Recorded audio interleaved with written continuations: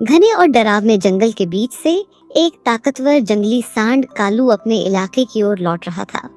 बिजली कड़क रही थी और झाड़ियों के पीछे से डरावनी आवाजें आ रही थीं। आज बहुत देर हो गई। महाराज विक्रम ने सख्त आदेश दिया है कि सूरज ढलने के बाद कोई भी अकेला बाहर नहीं रहेगा। मुझे जल्दी अपने कबीले तक पहुंचना होगा। कालू अभी कुछ ही कदम आगे बढ़ा था कि पीछे से एक विशाल साया उस पर झपटा। कालू ने मुकाबला करने की कोशिश की, लेकिन हमला इतना घातक था कि उसकी चीख भी बाहर नहीं निकल सकी। अंधेरे में उसे घसीटकर एक पुरानी चट्टान के पीछे ले जाया गया। अगली सुबह राजा का दरबार। महाराज, मेरा भाई कालू कल रात से गायब है। वो बहुत शक्तिशाली था। उसे कोई साधारण जानवर नहीं मार सकता। मुझे डर है कि जंगल में कोई बाहरी शिकारी घुस आया है। शांत हो जाओ भीमा। इस जंगल में शिकार पर पाबंदी है। संग्राम, तुम हमारे सबसे फुर्तीले सिपाही हो। अभी जाओ और चप्पे चप्पे की खबर लेकर आओ। जो आज्ञा महाराज। सूर्यास्त से पहले अपराधी का सुराग आपके कदमों में होगा।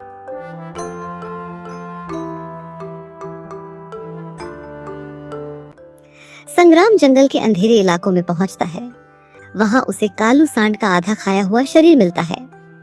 शरीर की हालत देखकर संग्राम कांप उठता है। इतना भयानक मंजर। इसका आधा शरीर गायब है और हड्डियों को बेरहमी से तोड़ा गया है। ये किसी सामान्य जानवर का काम नहीं है। ऐसा लग रहा है जैसे किसी को मांस की बहुत बुरी लत लग गई है।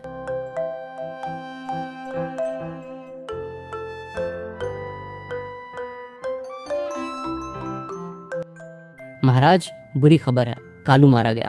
और सिर्फ वही नहीं, कल रात एक ताकतवर बारहसिंगा भी मारा गया है। उनका आधा शरीर वहीं पड़ा मिला। आखिर वो कौन है जो सिर्फ आधा शिकार खाकर छोड़ देता है? संग्राम, हमारे जंगल के महापंडित रीछ के पास जाओ। वो बहुत अनुभवी हैं। शायद वो इस गुत्थी को सुलझा सकें। रात का समय।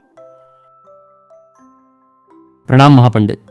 जंगल में कोई कातिल घूम रहा है। महाराज ने आपसे उपाय पूछा है।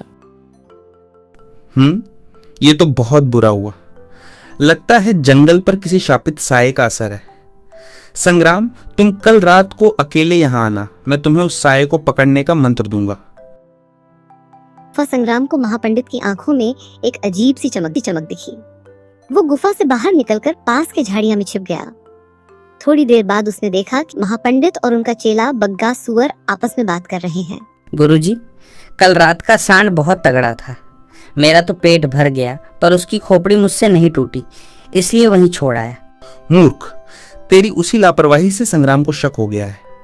अब कल रात जब वो यहाँ आएगा, हम उसे ही अपना शिकार बनाएंगे। फिर महाराज को कह देंगे कि उसे भी उसी शापित साये ने मार दिया। अगले दिन का दरबार। संग्राम ने महाराज को सारी सच्चाई बता दी थी। योजना के अनुसार महापंडित और बग्गा को दरबार में बुलाया गया। महापंडित, आपने कातिल का पता लगाया?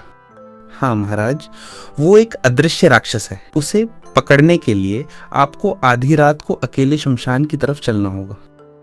और क्या वहाँ आप महाराज का भी वही हाल करेंगे जो आपने कालू सांड का किया था? नहीं, सांड तो गुरुजी ने मारा था, मैंने तो बस। अचानक चुप हो जाता है। तो तुम दोनों ही वो गद्दार हो जिन्हें हम पूछते थे, वही हमारे अपनों के भक्षक निकले? महाराज, इन्होंने मेरे भाई को मारा है। इन्हें अभी मौत के घाट उतार दीजिए। नहीं भीमा, मौत इनके लिए आसान सजा होगी। संग्राम, इन दोनों को कालकोठरी में डाल दो, जहां सूरज की रोशनी तक न पहुंचे। इन्हें ताउम्र सिर्फ कड़वे फल और पत्तियां दी जाएंगी। मांस खाने वाले इन दरिंदों को अब शाकाहार की सजा ही तड़पाएगी। गद्दार गुरु और चेले को घसीट कर ले जाया गया। जंगल के जानवरों ने चैन की सांस ली कि अब उनकी रक्षा करने वाला कानून जीत गया था।